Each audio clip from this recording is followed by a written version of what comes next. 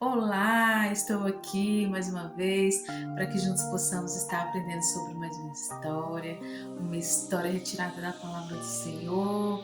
Fique aqui comigo até o final para que juntinhos possamos estar aprendendo histórias maravilhosas que aconteceram naquela época.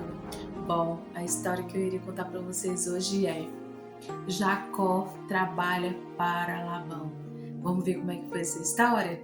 Lá em Gênesis, capítulo 29, 30 e o 30 do 15 ao 29 fala o seguinte: Depois que fugiu de casa, Jacó ficou na casa do seu tio Labão.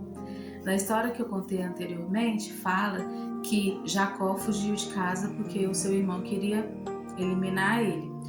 E só que não fala para onde que ele foi, na história que eu contei antes dessa agora. Mas aqui vai falar para onde que ele foi. Ele foi para casa do seu tio e o nome do seu tio era Labão.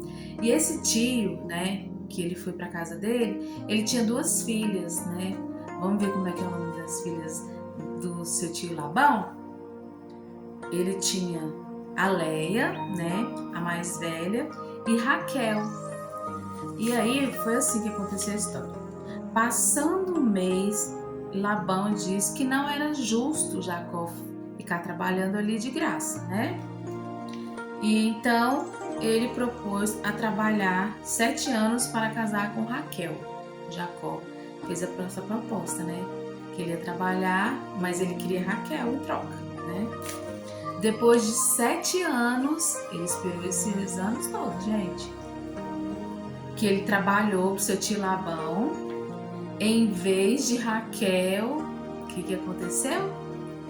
O seu tio deu a Léia para Jacó e eles se casaram. Quando Jacó foi questionar por que ele estava dando a Léia e não a Raquel, olha o que seu tio falou.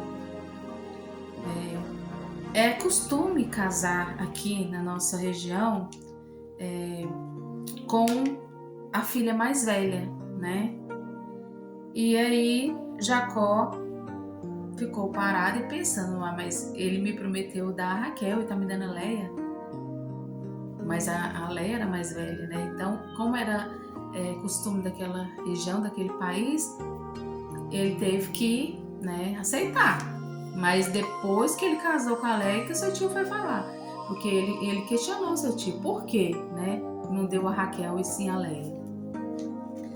E aí, entretanto, Jacó trabalhou mais 7 anos, que aí o seu tio propôs novamente que se ele trabalhasse mais 7 anos, né, ele ia dar a Raquel para ele.